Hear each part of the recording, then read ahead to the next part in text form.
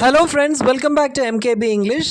நாம் இங்கிலீஷில் அதிகமாக பயன்படுத்துகிற சென்டென்ஸ் ஸ்ட்ரக்சர்ஸ் ஒவ்வொன்றா பார்த்துக்கிட்டு வரோம் ஃப்ரெண்ட்ஸ். நாம் போன வீடியோவில் plus subject plus adjective plus question mark இந்த சென்டென்ஸ் ஸ்ட்ரக்சரை எப்படி யூஸ் பண்ணணும் அப்படின்னு பார்த்தோம். இப்போது இன்னொரு சென்டென்ஸ் ஸ்ட்ரக்சரை எப்படி யூஸ் பண்ணணும் அப்படின்னு தான் பார்க்க போகிறோம் ஃப்ரெண்ட்ஸ். Let's get started. இப்போ நாம் பார்க்க போகிற சென்டென்ஸ் ஸ்ட்ரக்சர் வந்து be form plus object plus V3. Be form plus object plus V3. முதல்ல இங்கிலீஷில் இருக்கிற பி ஃபார்ம் ஆஃப் வேர்ட்ஸ் எல்லாத்தையும் பார்த்துடலாம். am is or was were be been being. am is or was were be been being. இந்த வேர்ட்ஸை தான் நாம் இங்கிலீஷில் B form of words அப்படின்னு சொல்லுவோம். நாம் கேள்வி கேட்கும்போது முதல்ல பி ஃபார்ம் வரும், அதுக்கடுத்து ஆப்ஜெக்ட் வரும், அதுக்கடுத்து V3 ஃபார்ம் ஆஃப் வேர்ப் வரும், கடைசியில் கொஸ்டின் மார்க் வரும். இதுவே நாம் பதில் சொல்கிறதா இருந்தது அப்படின்னா முதல்ல ஆப்ஜெக்ட் வரும், அதுக்கடுத்து பி ஃபார்ம் வரும், அதுக்கடுத்து கடைசியில் V3யும் கொஸ்டின் மார்க்கும் வரும். சரி, இப்போ நாம் இந்த சென்டென்ஸ் ஸ்ட்ரக்சரை எந்த சுச்சுவேஷனில் யூஸ் பண்ணலாம் அப்படின்னு கேட்டிங்கன்னா, நாம் தமிழில் பேசும்போது நீ லெட்டர் அனுப்பிட்டியா அப்படின்னு கேட்போம். இதையே இன்னொரு விதமாக எப்படி கேட்போம் அப்படின்னா, இந்த லெட்டர் அனுப்பப்பட்டதா அப்படின்னு கேட்போம். நான் ரெண்டாவதாக சொன்னேன் இல்லையா, இந்த லெட்டர் அனுப்பப்பட்டதா அப்படின்னு.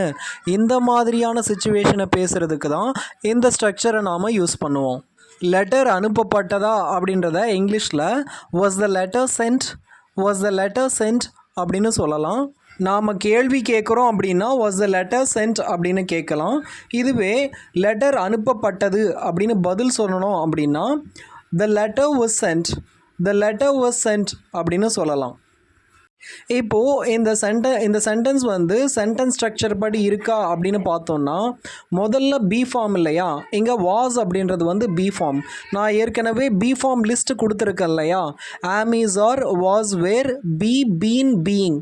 இதில் வாஸ் அப்படின்ற பி ஃபார்மை எடுத்து தான் நாம் இங்கே யூஸ் பண்ணியிருக்கோம். சரி, நாம் இத்தனை பி ஃபார்ம்ஸில் ஏன் வாஸை சூஸ் பண்ணோம் அப்படின்னு கேட்டிங்கன்னா, அனுப்பப்பட்டதா அப்படின்னு ஏற்கனவே நடந்து முடிஞ்ச விஷயத்தை நாம் கேட்குறதுனால வாஸ் அப்படின்ற பி ஃபார்மை யூஸ் பண்ணியிருக்கோம். இப்போது பி ஃபார்முக்கு அடுத்து என்ன வந்திருக்கு அப்படின்னா ஆப்ஜெக்ட் வந்திருக்கு இல்லையா. இங்கே லெட்டர் அப்படின்றது வந்து ஆப்ஜெக்ட். சப்ஜெக்ட்டுக்கும் ஆப்ஜெக்ட்டுக்கும் என்ன வித்தியாசம், சப்ஜெக்ட்னா என்ன, ஆப்ஜெக்ட்னா என்ன அப்படின்னு உங்களுக்கு ஏற்கனவே தெரிஞ்சிருக்கும். அப்படின்றதுனால இதை பற்றி நான் டீப்பாக விளக்கம் கொடுக்க விரும்பலை. உங்களுக்கு ஒரு வேளை தெரியலை அப்படின்னா கீழே காமெண்ட் பண்ணுங்கள். நான் சப்ஜெக்ட்னா என்ன, ஆப்ஜெக்ட்னா என்ன, அதை எப்படி கண்டுபிடிக்கிறது ஒரு சென்டென்ஸில் அப்படின்னு அதன் மேலே தனியாக ஒரு வீடியோ போடுறேன். நான் இங்கே புரிய வைக்கிறதுக்காக சுருக்கமாக சொல்லிடுறேன்.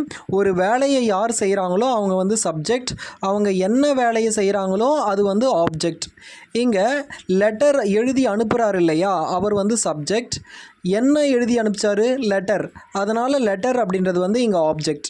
நான் இங்கே சப்ஜெக்ட் ஆப்ஜெக்டை பற்றி ரொம்ப சுருக்கமாக சொன்னதுனால உங்களுக்கு புரியாமல் கூட இருக்கலாம். நீங்கள் காமெண்ட் பண்ணுங்கள், கண்டிப்பாக நான் வீடியோ போடுறேன். இந்த சென்டென்ஸ் ஸ்ட்ரக்சரில் சப்ஜெக்டே வரலையே அப்படின்னு நீங்கள் கேட்கலாம். சப்ஜெக்ட் வராத சுச்சுவேஷனில் தான், ஆப்ஜெக்ட்டுக்கு நாம் முக்கியத்துவம் கொடுக்குற சுச்சுவேஷனில் தான் இந்த சென்டென்ஸ் ஸ்ட்ரக்சரை யூஸ் பண்ணுவோம். நாம் ஏன் இந்த சென்டென்ஸ் ஸ்ட்ரக்சரில் சப்ஜெக்டை யூஸ் பண்ணலை அப்படின்னா அதற்கு நிறைய ரீசன்ஸ் இருக்குது. முதல் ரீசன் வந்து இந்த சப்ஜெக்ட் யாருன்னே நமக்கு தெரியாது. சப்ஜெக்ட் யாருன்னே தெரியாதப்போ நாம் ஆப்ஜெக்ட்டுக்கு முக்கியத்துவம் கொடுப்போம்.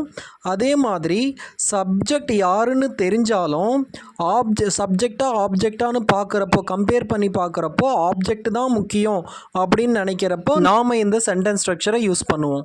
இப்போ சில எக்ஸாம்பிள் சென்டென்சஸை பார்த்தா உங்களுக்கு புரியும் அப்படின்னு நினைக்கிறேன். A new shopping mall has been built in the city. A new shopping mall has been built in the city. இதோட அர்த்தம் என்னென்னா, புதிய ஷாப்பிங் மால் கட்டப்பட்டது அப்படின்னு அர்த்தம். நாம் ஷாப்பிங் மாலை பார்க்குறோம், அது புதுசாக வந்திருக்கிறத பார்க்குறோம். ஆனால் அதை யார் காசு கொடுத்து கட்டினாங்க அப்படின்னு நமக்கு தெரியாது. ஷாப்பிங் மால் கட்டப்பட்டது அப்படின்னு மட்டும் சொல்கிறோம். இந்த மாதிரியான சுச்சுவேஷனில் தான் இந்த ஸ்ட்ரக்சரை யூஸ் பண்ணுவோம். இங்கே யார் கட்டினாங்க அப்படின்ற சப்ஜெக்ட் நமக்கு தெரியாது. ஆனால் என்ன கட்டினாங்க, ஷாப்பிங் மாலை கட்டினாங்க. என்ன கட்டினாங்க அப்படின்றது தான் ஆப்ஜெக்ட்.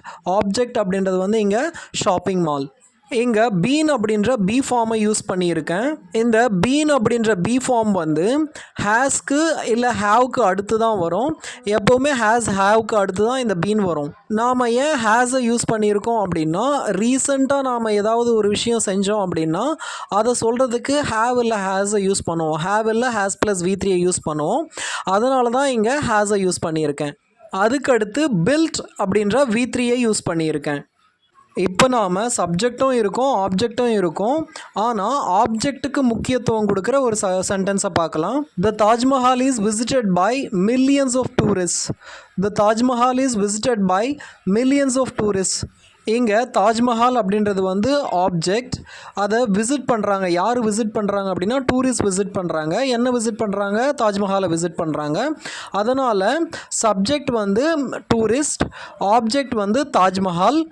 இங்கே தாஜ்மஹாலுக்கு தான் நாம் முக்கியத்துவம் கொடுக்குறோம். இப்படி சப்ஜெக்ட் ஆப்ஜெக்ட் ரெண்டுமே இருந்தும் கூட நாம் ஆப்ஜெக்ட்டுக்கு அதிக முக்கியத்துவம் கொடுக்குறோம் அப்படின்னா அங்கே இந்த சென்டென்ஸ் ஸ்ட்ரக்சரை யூஸ் பண்ணலாம். இதைத்தான் நாம் இங்கிலீஷ் கிராமரில் பாசிவ் வாய்ஸ் அப்படின்னு சொல்லுவோம். ஆக்டிவ் வாய்ஸ், பாசிவ் வாய்ஸை பற்றி நான் கம்ப்ளீட்டாக ஒரு வீடியோ போடுறேன். அப்போ இந்த ஸ்ட்ரக்சர் உங்களுக்கு இன்னும் நல்லா புரியும். சரி, இப்போது இந்த சென்டென்ஸ் வந்து ஸ்ட்ரக்சர் படி இருக்குது அப்படின்னு பார்ப்போம். முதல்ல வந்து ஆப்ஜெக்ட் வந்திருக்கு. கேள்வியாக கேட்டால் தான் பி ஃபார்ம் முதல்ல வரும். இது பதில் மாதிரி இருக்கிறதுனால முதல்ல ஆப்ஜெக்ட் வந்திருக்கு. தாஜ்மஹால் அப்படின்ற ஆப்ஜெக்ட் வந்திருக்கு. அதுக்கடுத்து ஈஸ் அப்படின்ற பி ஃபார்ம் வந்திருக்கு. அதுக்கடுத்து விசிட்டட் அப்படின்ற V3 வந்திருக்கு. அதுக்கடுத்து பை இதெல்லாம் வந்திருக்கே, இதெல்லாம் சென்டென்ஸ் ஸ்ட்ரக்சரில் கொடுக்கலையே அப்படின்னு நீங்கள் கேட்கலாம். நாம் இதுக்கு முன்னாடி பார்த்த சென்டென்சஸில் சப்ஜெக்டை பற்றி பேசவே இல்லை. மொத்தமாக நாம் ஆப்ஜெக்டை பற்றி தான் பேசணும்.